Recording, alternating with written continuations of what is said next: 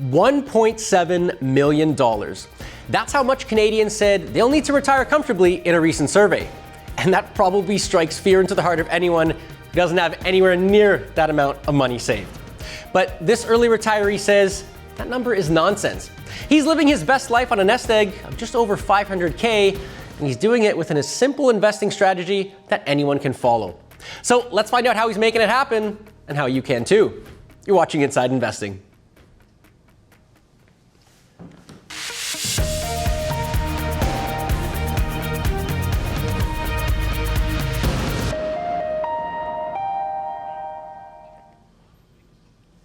Hello everyone, welcome to another edition of Inside Investing, your guide to DIY investing with insights from savvy everyday investors and financial pros. Presented by TD Direct Investing, named Canada's top online broker in 2026 by Money Sense magazine. I'm your host, Rob Moise, and I'll admit, I think those surveys about needing a huge nest egg are bogus too. So I'm excited to inject a dose of reality into the retirement conversation with an investor whose experience is much closer to the experience of an everyday retiree. And of course, we want you to weigh in on today's topic during our live Q&A session. How much money do you think that you're going to need in retirement?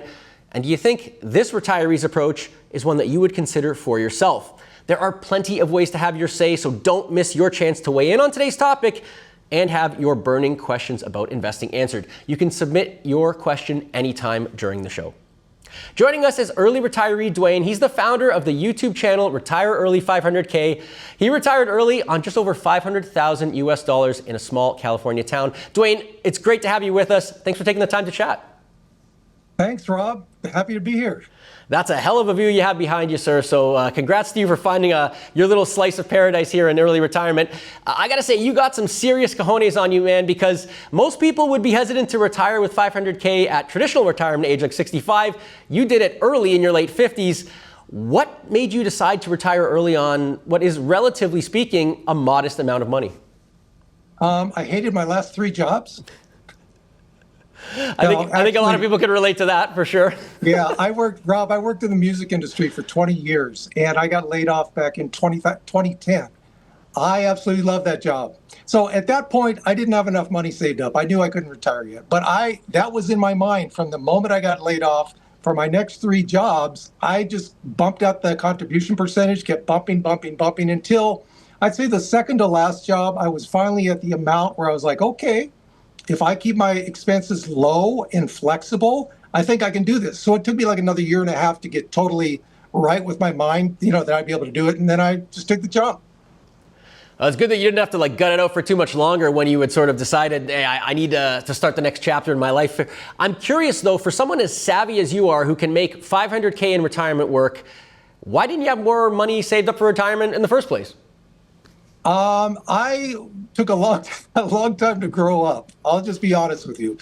I started in the music industry at 30, and it was crazy. I mean, they would give us free tickets, free drinks, free bands to go see, and it took me I should have started saving. I got my MBA at Berkeley, and I got out at 30. I should have started saving at 30, but I just was having too much fun. So I finally knuckled down when I reached my 40th birthday and was like, okay, you got to grow up. You're not, 23 anymore. So it took me a while, but I finally got there. Listen, I think a lot of people could resonate with that experience. Many people don't start saving for retirement into their 30s, maybe 40s, even longer in some cases. So I think a lot of people could probably see a bit of themselves in your experience there. With that said, you have this portfolio. It's just over $500K. Let's dig into it to see how you're keeping yourself afloat in early retirement with this portfolio. Tell us, what does your portfolio look like? Break it down for us. What did it look like when you started early retirement? What does it look like today? Well, when I first started saving seriously at the age of 40 was probably 75-25 stocks to bonds, because I am a risk-averse investor. I need to be able to sleep at night. Okay, I have people that I get comments to my channel all the time. Well, I'm 72 and I'm 90% stocks. Well, good for you. I don't have the stomach for that. So from 75-25, it gradually went down to where when I retired, I was right about 60-40. Stocks to bonds. And now I'm keeping it around that percentage. If it goes up to 62, down to 58, I mean, that happens, market fluctuations, right? So I'm pretty much keeping it around 60-40. Now, when I reach my 70s, though, I would say 72, 73, I may seriously consider taking all that to something much more conservative and get out of the stock market in total. Just because at that point, I might have like another 15, say 16, 17 years to fund. If I am comfortable with the amount that I have in my nest egg, I might just try and take as much risk out of that as possible. Wow, that would be a big move. I mean, we were talking just a few weeks ago with some early retirees who are, eschewing bonds entirely, and here you are going the other way, going really conservative. We'll talk about that in a little bit too, but I'm curious, that 60-40 portfolio you've built, yeah, sure, it's stocks and bonds, but what kind of investment products are you using to strike that 60-40 balance? It's pretty much exclusively target date retirement. I had it set up two ways. I have a 401k, which has about two-thirds of my money. I have an IRA, which has about a third. So that 401k, I've got 2025 target date retirement. The IRA, I've got 2035 target date retirement. So it gives me a little more, a little more risk there, but a little more upside too. Yeah, and those accounts that you mentioned are the sort of American equivalents of what we have here in Canada, the RRSP and the TFSA, tax-advantaged accounts, basically. So that makes sense. And I'm curious, how much income are you earning from not just your portfolio, but these other sources of income that you might have in early retirement? Well, my YouTube channel is my main source of income, and that it just fluctuates so much. You could have just a humongous video one month, and I think the most I've earned in 1 month was like $3,800. For me, that's pretty good. As I'd say mid to small, probably more of a small YouTube channel. But the next month, it could go all the way down to $800. So the one thing that I tell the people that watch my videos is that even if you don't really need the money, because I've done the calculations, I did a video about 6 months ago on my channel, where would I be without my YouTube income? I'd still be doing fine. But if you can bring in money, especially if you're on a moderate income retirement like I am, for peace of mind, that's a big deal. I think that's really encouraging for other, aspiring retirees or early retirees even to hear that although a part-time job or something of that equivalent can help you, it's not necessarily a must in a retirement like you have. So that said, it seems like you're spending, roughly, you've got rather income about 36,000 coming in a year. Paint us a picture then, what does everyday life look like and where are you spending your money in this modest retirement? Actually, I don't have very expensive tastes. I mean, I'll go on a vacation once in a while, but I'm not going to go on a round-the-world cruise. I could take a big vacation. In fact, I might be going to Europe probably beginning of next year. But I really don't. I have simple tastes. And one thing I found that in retirement, you really appreciate the simple things around you a lot more. I mean, I have deer on my property that you see behind me. I have coyotes. I just had my first interaction with a roadrunner about 3 weeks ago. It just made my whole day. So to get to your question, I don't really spend that much on luxury goods at all. It's more kind of the simple things with me. But if I feel I really want something, I'm confident I have the money that I can buy it. Well, I mean, tell me, what are some of those things that keep you fulfilled in early retirement? Because I often hear from retirees, you have to not just retire from something, you got to retire to something. So tell us, what have you retired to? Yeah, what does it look like? Exactly. Well, I didn't start this YouTube channel until a little over a year after I retired, and that has really given me a lot of fulfillment. The first 6 months I was on my honeymoon phase, so everything was great. After that, I was kind of looking around going, okay, what am I going to do now? So I kind of stumbled onto the YouTube thing, but I also write thriller novels, and I've been doing that for 15 years. So between those two, they kind of keep me occupied. So in my downtime, I mean, I still have a lot of downtime. I like downtime. I'm kind of a lazy slug sometimes, but I don't want to be doing that every single day. So between the YouTube, and I also recently branched out to Facebook and Instagram, and my writing of thriller novels, that takes up a large part of my time. I think if I was in your shoes, I'd be spending most of my time just playing hockey as much as I could possibly. Really? Yeah. Yeah, that's my dream. I don't know if my wife is on board with that vision, but anyway, we'll see when I get there. But in any case, I'm curious, Duane, living on a relatively modest income like you do, you say you don't have expensive tastes, but do you ever feel like you're missing out on anything, that you just can't afford or wouldn't make sense to afford? I would like to probably make a couple large trips, but to be honest with you, Rob, I'm not that much of a traveler. I never really have been. And one thing I found out that, the longer I've been up here where I am, and this is, about 2.5 hours from Los Angeles to the east, is the more I just appreciate. I think I've turned into a homebody. I never would have thought that before, but if I want to go on a nice dinner with my girlfriend, I don't have any problem going, oh, you know what? I've only got 500,000 in the bank. I better watch my pennies. No, because we don't do those things that often. So I guess to answer your question, if I could splurge more than I am splurging on certain things, that might be nice. What would be some of your wish list things that you wish you could afford, but maybe think better of it? Probably a nicer car. I try and keep my taste kind of modest in that area, but yeah, I would like a nicer car just to, but I've had a couple speeding tickets, so that might get me in trouble. But outside of that, I would say, maybe just a couple more big vacations. Mm-hmm. Well, maybe I'm on a similar modest retirement track here, because if you saw the hunk of junk that I'm driving around these days, maybe I'd fit that lifestyle too. I don't know. But in any case, I'm curious, what are some of the ways that you've been able to curb your expenses to make this modest retirement viable, basically? Like where are you cutting the costs out that other people might worry about in retirement? It's all about keeping your expenses low, and the key word is flexible. For instance, when I retired in late 2021, the markets were doing great. 6 months later, yeah, not so good. A year later, I was down $110,000 in my $500,000 account. And it took me a while to come back. So sequence of returns risk, I am like the poster child for that. Now, luckily, almost 5 years later, I'm back above to where I was before. But during that downturn, what I looked at is like, okay, what am I not really utilizing that much? I wasn't watching Netflix. I cut out Netflix. I went from cable down to more streaming. That cut out some more money. I cut out how much I was going out to eat. That cut out some more money. So as long as you can, and again, none of those are big things, but take 5 or 6 of those and add them up, and it adds up to like a couple $100 a month. And if I'm already living on a modest income, if I can cut out, say, $300 a month, I'm looking pretty good.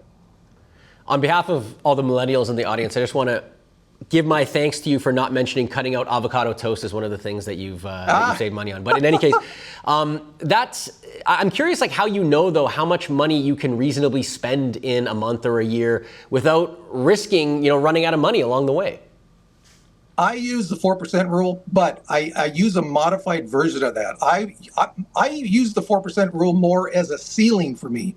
For instance, the first year that I retired, I wasn't earning any money from YouTube, so I took out a little over 4%. Second year, I started earning a little at the very end, so I took out 2%. The next 2 years after that, I didn't take any money out of my portfolio. Okay. This last year, I took out 12% because my cash reserves are getting low, and I don't want to be, down bargain basement on my cash. So as long as I'm staying below a 4%, ceiling, I feel pretty comfortable. And I kind of monitor it. I don't monitor it every day, but I'll look at it sporadically just to say, okay, how are you this year so far? As long as I'm below that 4%, I'm good. I think that's a really interesting rule of thumb for other folks who might want to pursue a modest retirement to consider, like using the 4% rule as your upper bound rather than your baseline, and giving yourself some of that flexibility to spend a little bit more. I think that's a really clever approach. That said, Rob, go ahead. It's like, because the 4% rule was always created as a worst case scenario, right? If you spend 4% of your portfolio every year adjust for inflation, it will last you 30 years. This has been tried and tested all the way back through the Depression back in 1929. So in my mind, as long as I am keeping below that 4%, it's a worst case scenario. I should be fine. Okay, but with that said, living on 4% is kind of, potentially easier said than done here. And one of the things that you were curbing expenses on, obviously, is moving to a lower cost of living area. I'm curious if, in your experience, that is a must, or is that, something that's, optional? Because I think a lot of retirees probably don't want to move far away from their friends and family and stuff like that. So is it a must to move to a lower cost of living area? No, it's not a must. It depends on where you're residing. I lived in Los Angeles for 30 years. I knew that I couldn't retire on the kind of retirement that I wanted to in LA. I could have retired, but I would have been pitching pennies. For instance, my rent the last couple of years, because I had bought and sold a couple houses. So for the last couple of years, I was just renting because I knew I was going to retire soon. My rent the last year in Los Angeles is double what my fixed mortgage payment here is in the high desert.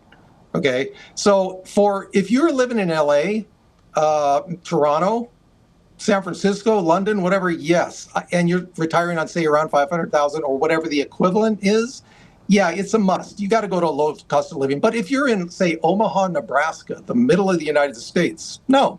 So it totally depends on where you retire at.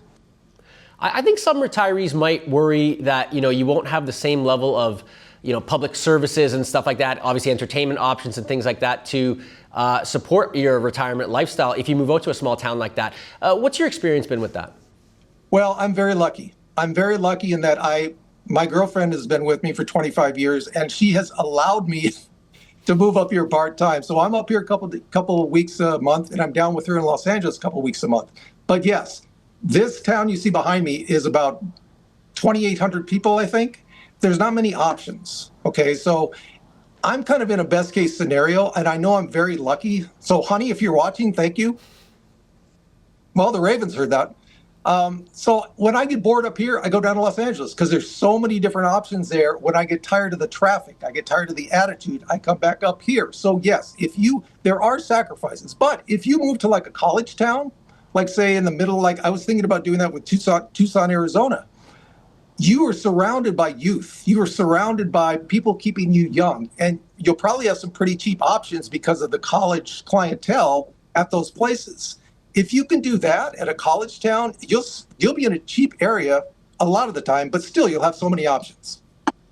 Yeah, that's a good thing to consider, right? I mean, a lot of it is about community. We don't want to be isolated in retirement. So finding places where you can find those community is a really great key thing to think about. So I appreciate you sharing that. One of the things I found really interesting about your experience too is like you have not started your Social Security benefits, which is roughly the equivalent of CPP and OAS here in Canada. This is eventually going to be a very key source of income for you, obviously. When do you intend to start your Social Security benefits? How did you think through that process? The way I looked at it is when I retired in 2021, I had a little over, probably about 2.5 years cash on hand. So that started dwindling pretty quick until I started getting YouTube earnings. And then it kind of leveled off a little bit. I am getting to the point now where I just had to take some cash out about 6 months ago from my investments to replenish my cash. So I'm at the point now where my cash is going down again. But I'm still trying to push that Social Security out as far as I can. But I'm looking probably, at the beginning of next year, because I really don't want to pull more out of my investments. I would rather start the Social Security when what would I be, 64 and 3 months, 4 months, 5 months, something like that, just so I'm not taking all that money out of my investments. And also, if you retire on a moderate income, you're really not going to have to worry about RMDs that much when you're 73. If you retire on 5 million, yes, you got to keep that in mind. But 500,000, 300,000, 600,000, you don't have to worry about that much. I feel like a lot of retirees, particularly early retirees, would be tempted to take those benefits earlier, just to kind of like, honestly, cover your butt, like just make sure you have some money to bridge the gap. I'm curious why you didn't decide to take them early, and you're taking them at a fairly traditional age. I just thought I'd be okay. I mean, I knew with my inexpensive tastes, and also once I started the YouTube channel and I was starting to see some earnings, I mean, that surprised the heck out of me. I didn't know that I could make money on that. Once I started seeing that, because yes, you are right. I mean, initially, before I started the YouTube channel, I was thinking about Social Security like maybe 62, 63. But then I started seeing a little income coming in, and that kind of made me push it back. So I was of the mindset, just push it back as far as I can, just to get as large a check as I can. That'll just make me feel more secure in the future. Okay, I mean, it's a very personal decision, so I worked out for you. Other people might do it differently, but it's good to kind of hear the thought process behind that for sure. I want to come back to that point you made about potentially exiting the stock market in your early mid-70s as something that you're considering. Again, it doesn't jive with what we heard from other early retirees, so I want to kind of compare and contrast here. We heard from Mark Seed from My Own Advisor just a few weeks ago. He kind of disagrees with the notion of holding bonds in retirement for his circumstances. He says he's looking at so-called bond proxies instead. Let's hear him. And I see those stocks that provide dividends to me and growing dividends as somewhat of a bit of a bond proxy. I'm going to generally get paid from this basket of about 20 odd Canadian stocks that I own in aggregate fairly consistently every month or every quarter and what have you. And that income is going to keep growing up. I look at the cash, whether it's high interest savings accounts, interest savings accounts, money market funds in my tax deferred accounts, or any sort of cash alternative ETFs that provide a bit of yield as my replacement for bonds. So, Duane, I'm curious, what do you think about this idea of replacing bonds, like the traditional approach, with a mix of something like dividend stock, cash equivalents, stuff like that? Is that something that you would consider? Oh yeah, definitely. I am not, marking a line in the sand saying when I hit 73, I'm taking everything out. I mean, my excess cash on hand that I've had since I retired, most of the time I put that into like 6-month treasuries, but I could just have easily put it into CDs. I could have put it into a money market. So when I'm talking about exiting the stock market, when I'm saying 73, that number one is because my mom lived to 91. My dad is 89, still going strong. So I probably have longevity in my future. Let's say I'm 73. Okay, that'll mean I only have about 17 to 20 years left that I have to fund in my retirement. Okay, so if I can look at the money I have on hand, and if I can look at how much I'm taking out, and if I can find an equivalent, like a CDs, money markets, I mean, who knows what the rates will be in 10 years, that will give me a decent return, but still be somewhat safer than the stock market, I'm fine doing that. It's not written in stone. I mean, things could change. Things could change the next year. That'll make me rethink that. But I've always just been risk averse, and like I said, my stock to bond percentage has been going down ever since I retired. So I would like to get to the point where it's like, if I know based on my spending, but also you have to take medical expenses in that as well, especially the older you get. If I feel fairly comfortable where I don't have to risk a lot of money in the stock market, I might move it all to like something like that will give me 3-4% return. But it's not written in stone. It could still be a mixture. It could be half stocks and bonds, half this other investment. Speaking of like investment returns and inflation and all that stuff, I'm curious what your assumptions are for your investment returns, what inflation is going to be that you've used to base this plan of yours on. I always try and, especially before I retired, you go to like a lot of those online calculators and you can put in worst case scenarios, right? So I always tried to lean toward the worst case scenario. So inflation at 3-4%, and I know, yes, a couple of years ago, that wasn't even close to what it was.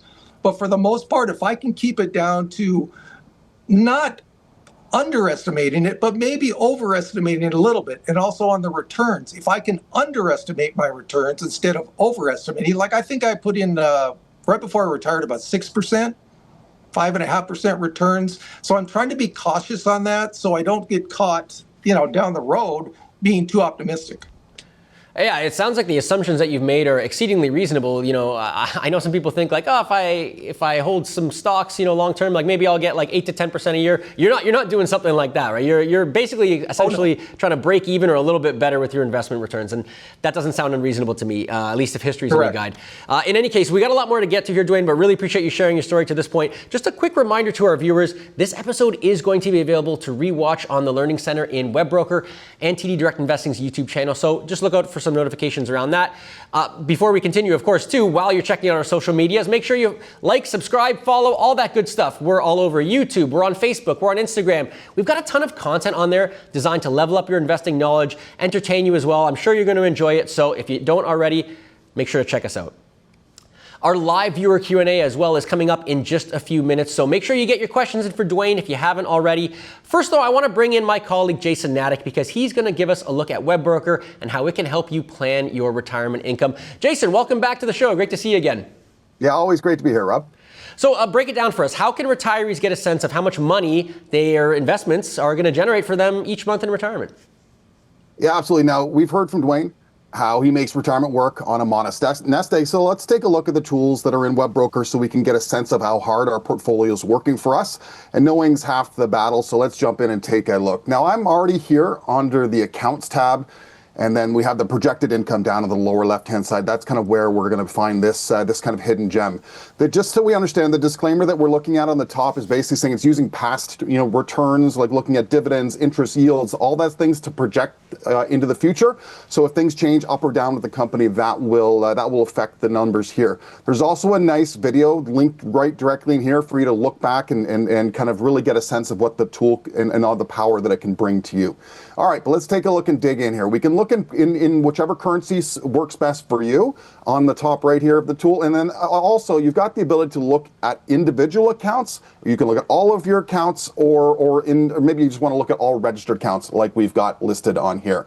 If we're looking at the bar chart on the left-hand side, it gives us a sense of what our current portfolio is going to be paying us in terms of yield, both dividends, interest, all of that good stuff. And we get a sense of kind of when those payments are expected to be in the account. And looking at it gives us a 10,000-foot overview of what we can expect in our account. We've got our total expected for the year. We've got our monthly average that we're making to make sure that we've got enough money coming in to kind of offset those expenses that we've got. And if you're like me, you need something to help hold you accountable, you can actually add in kind of like a monthly target, and it will place that line on the chart so you can get a sense of how you're doing compared to kind of what you need to sustain your lifestyle, depending on how glamorous you want to be living off the income here.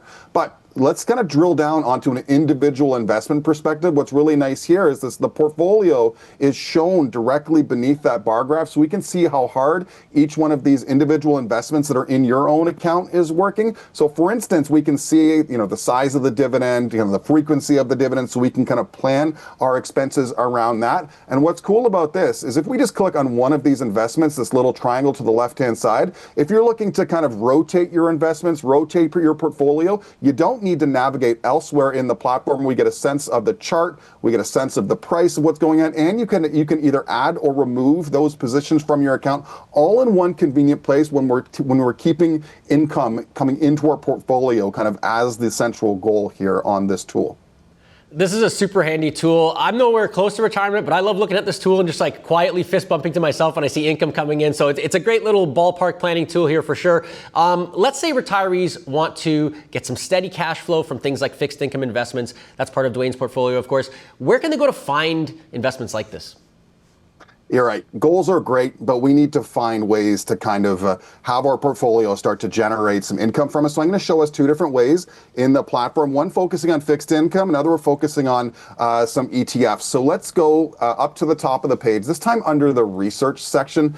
Under investments, we have a whole dedicated area to fixed incomes. What's really cool about this, we can cast a net to see what choices that we've got out there that meet our own individual criteria. I'm going to select the fixed income search at the top of the page. We have the different products that are going to be available for us so you can be very specific about what works for you and your plan. I'm just going to go ahead and select corporate bonds for our purposes here. You can then kind of type in the yields that are going to be appropriate for you. Let's choose between 4 and 6%. You can set the currency. You can even set investment grade. So maybe we're looking for only bonds that are returning that AAA investment grade, so we can get some semblance of safety to this. If we go ahead and submit that, once the returns, now we get a list of all of the choices that are here for us, and you can narrow that down so you can really be particular about what you're looking to find. All right, next, as I said, I wanted to kind of take the audience through a quick scan for ETFs if you still wanted to take a bit of a fixed income lean to them. So under the research tool, again at the top of the page, this time under screeners, we've got multiple screeners for stocks and technical events as well as mutual funds. I'm going to get ourselves into the ETF screener. Now, for the sake of time, I already created a mutual fund screen that's focused on Canadian ETFs in the fixed income space that are paying above average yields. So we can view these matches. You can save this on your own side, so you can always come back to this and you don't need to recreate the wheel. What's really kind of interesting, now that you've got the results that are coming up for yourself, you also have the ability to select funds from the list that may be interesting to you. And then you can take this and do a kind of a comparison of all of those different choices, so you can see kind of different thoughts, different performances, and what's going to work best for you and your portfolio. So it's a pretty powerful tool that you can leverage right here in WebBroker. I love the screener tool. So many different ways you can use it. And this is a great way to show us how to get it done. Appreciate you, as always, Jason, showing us the ropes here.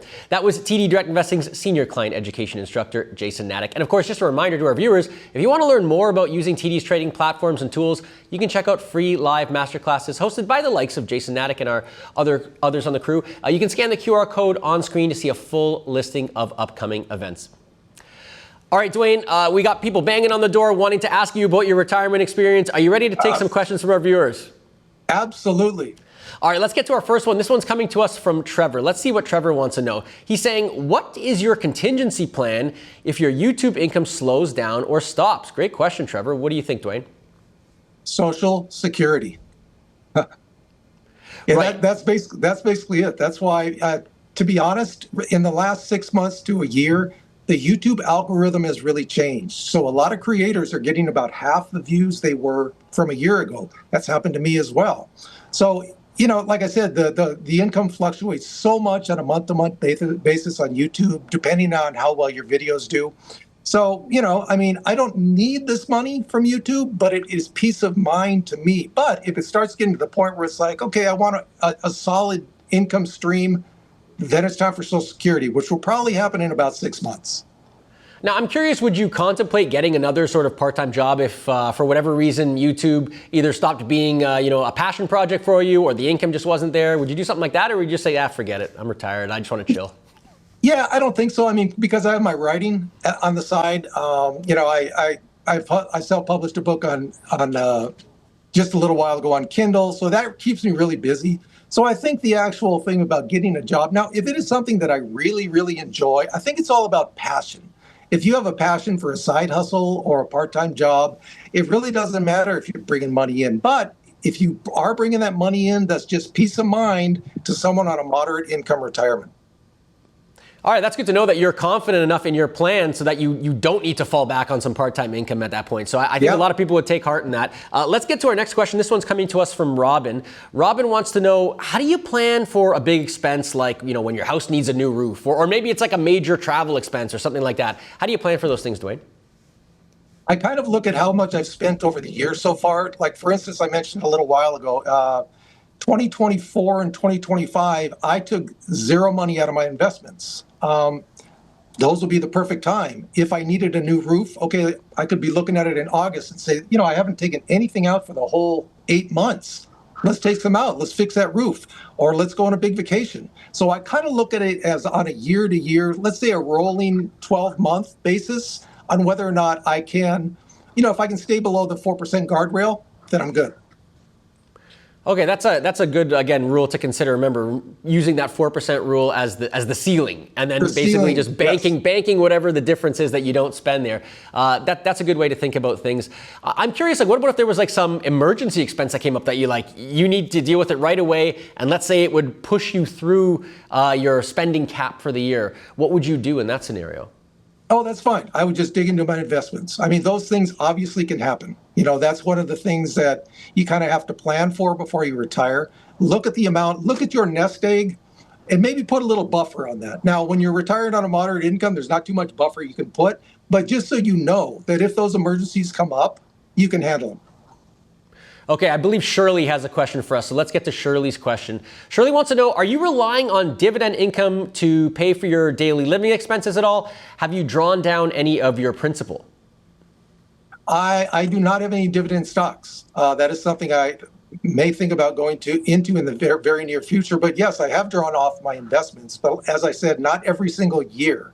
But as of the time we're taping this, I don't have any dividend stocks. I think it's interesting that your portfolio is worth more today than it was when you started. I think that's a really great place to be. What do you attribute that to?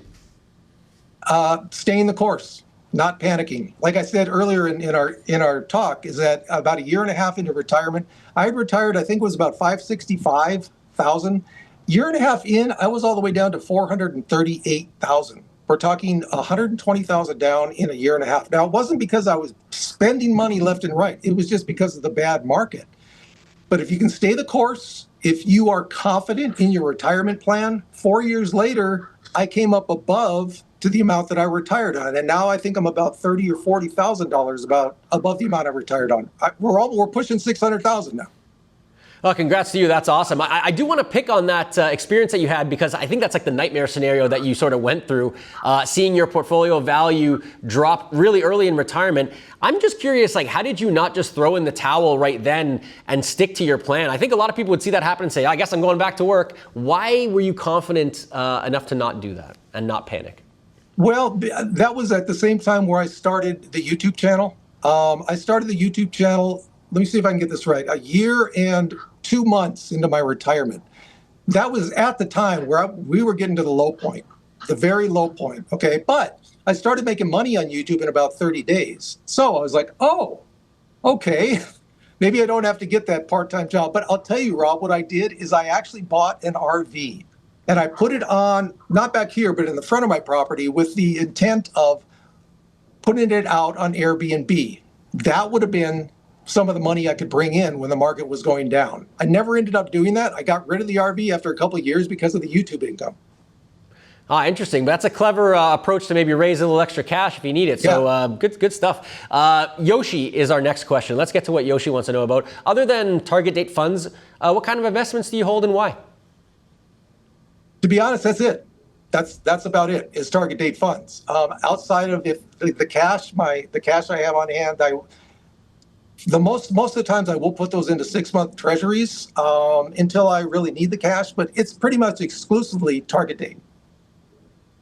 So, I mean, I love the beautiful simplicity of your approach here, where, like, I think a lot of people might think, oh, like, do I have to do something really exotic or complex or what have you to make it work? Yeah, you're living proof that you don't really. Well, and the thing is, Rob, it's like, as you know, it's like, you've got advisor fees, right? You might run into, and there's nothing wrong. If you want a financial advisor, great, get one. I don't use one.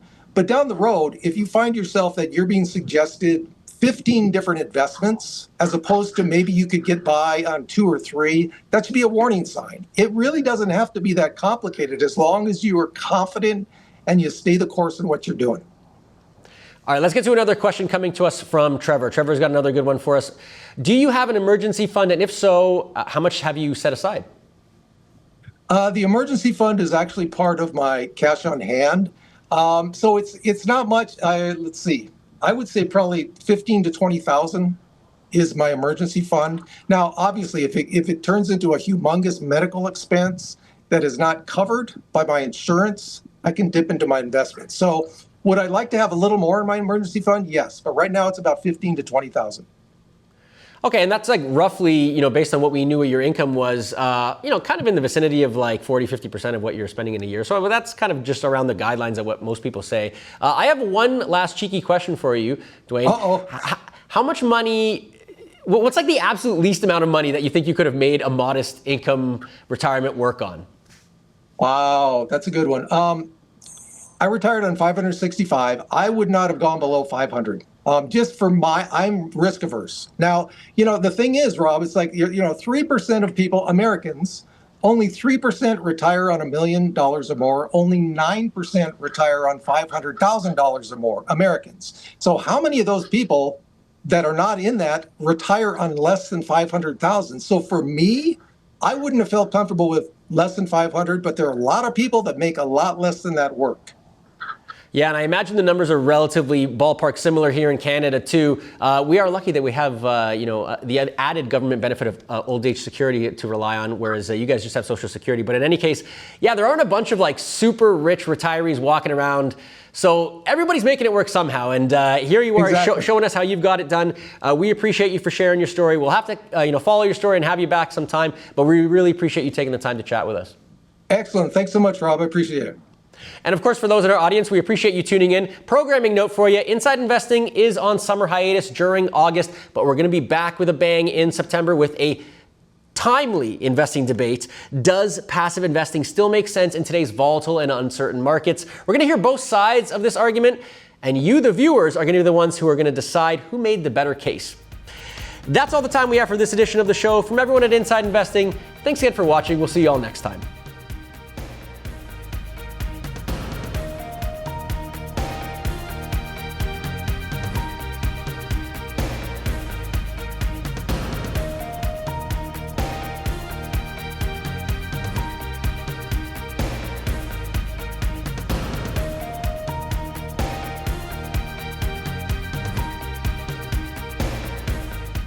Have more questions? Check out the links to the right and in the description below.